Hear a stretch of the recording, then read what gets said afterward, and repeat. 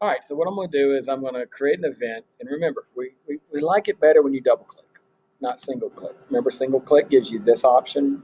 And if you had to add notifications and a few other elements, then it kind of makes you have to do it almost twice. So instead, you double click. And now we have an option to put in an event. So this is Cindy's birthday. It's not an all-day event. If it was, you can leave it on all day. But I want to go and change it to 10:30. That's the timing in which I think they ask you to do something for 30 minutes. It's a 30-minute event, so just remember make it 10:30 to 11. It's not repeated on the activity that they give us, but you can repeat these. That's very important because Miss Weldon, when she makes her calendar, she puts her library time in every other week for that 10:30. And what she'll do is she'll put it for 10:27, so she'll get a notification 3 minutes before to make sure she's not late.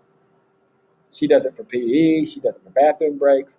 Because elementary school doesn't have bells, she kind of makes her own bell out of this.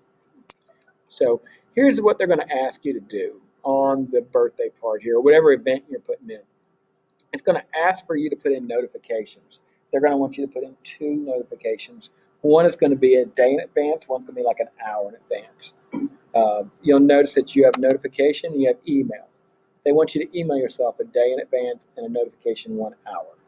So let's say the notification's 1 hour, right? So I changed the minutes to hours, and it's 1 hour.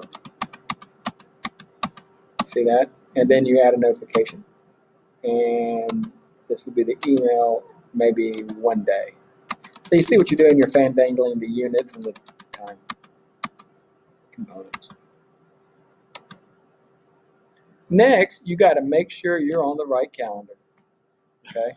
If you do not, y'all know it is showing the wrong one. So I'm going to put this in my personal one because it's my sister's birthday. And then this is where I would add a note. Okay? This is where you could type information. Now, they're going to want you to go and get an agenda from your Google Drive and attach it right here.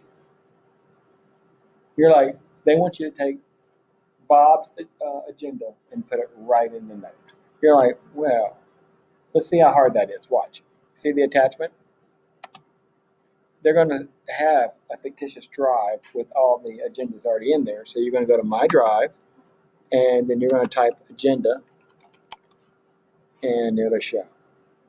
Let's say that my agenda is that one, just for giggles. That's it. And then you will invite a parent to this event. See where it says add a guest?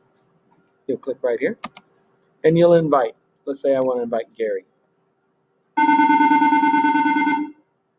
So I will invite him.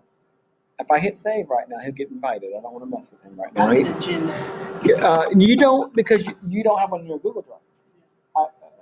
Any document you have, anything that you have in there, you could pull in. I just had one on agenda.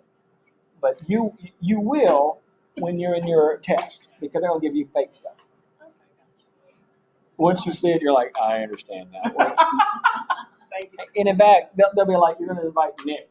You're like, I don't have a Nick. When you start typing Nick here, right? Yeah. Ricky's in there, Nick. So, and you would click on him, and I could really terrify him by sending this to him. And then you'll hit save. That's pretty much your event on your planning. How do you create a calendar? Here's where you would go for that. I'm going to collapse this, and you see where it says Other Calendar. See that plus? It should be at the top. Oh, right there, Create. Create a calendar. And no, that's the event. Excuse me. It should be right there. Why am I not seeing it?